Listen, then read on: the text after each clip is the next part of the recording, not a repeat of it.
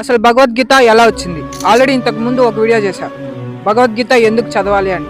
So ఇప్పుడు భగవద్గీత ఎందుకు వచ్చింది, రావడానికి గల రీజన్స్ ఏంటి, అసలు భగవద్గీత సిచ్యువేషన్ ఏంటి, భగవద్గీత కృష్ణుడు ఎందుకు అర్జునుడికి చెప్పాడు అనేది తెలుసుకోవాలంటే మనం మహాభారతంలోకి వెళ్ళాలి. సో ఇప్పుడు నేను ఆ స్టోరీ మీకు ఫస్ట్ నుంచి లాస్ట్ వరకు బ్రీఫ్గా ఎక్స్ప్లెయిన్ చేస్తాను. సో ఎండ్ వరకు చూడండి. మహాభారతంలో 2 గ్రూప్స్ ఉంటాయి. ఒక గ్రూప్ 100 మెంబర్స్, ఇంకో గ్రూప్ 5 మెంబర్స్. ఈ గ్రూప్ కౌరవులు, ఈ గ్రూప్ పాండవులు.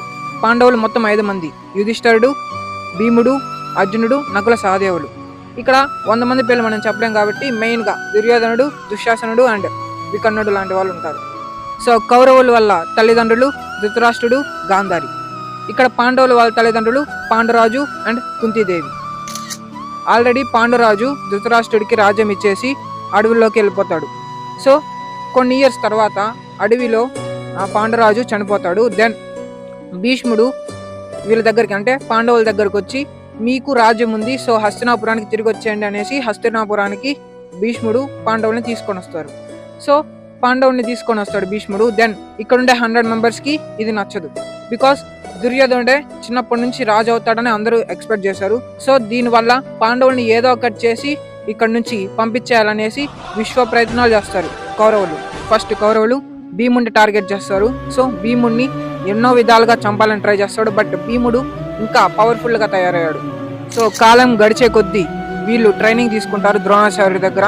అందరూ మంచి పాండవులు 5 మంది బాగా ట్రైనింగ్ తీసుకుంటారు, గొప్ప యోధులు అవుతారు. అండ్ కౌరవుల్లో కూడా మంచి యోధులు అవుతారు. మెయిన్గా దుర్యోధనుడు గదా యుద్ధంలో మంచి ప్రావీణ్యం పొందుతాడు. దెన్ కౌరవులు పాండవులు పెద్దవాళ్ళు అయిపోతారు.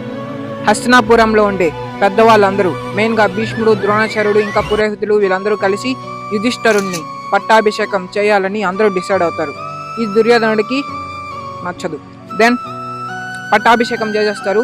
కొన్ని రీజన్స్ వల్ల పాండవులు, కుంతీదేవి వేరే గ్రామానికి వెళ్తారు. సో దుర్యోధనుడు దాని తర్వాత మాస్టర్ ప్లాన్ వేస్తాడు. సో అక్కడ పాండవులకి వాళ్ళకి ఆ గ్రామంలో ఉండే వాళ్ళు గెస్ట్ హౌస్ని అయితే ఏర్పాటు చేస్తాడు. సో దుర్యోధనుడు ఆ గెస్ట్ హౌస్ని లక్కతో క్రియేట్ చేస్తాడు. సో అది ఫైర్కి బాగా ఎక్స్పోజ్ అవుతుంది.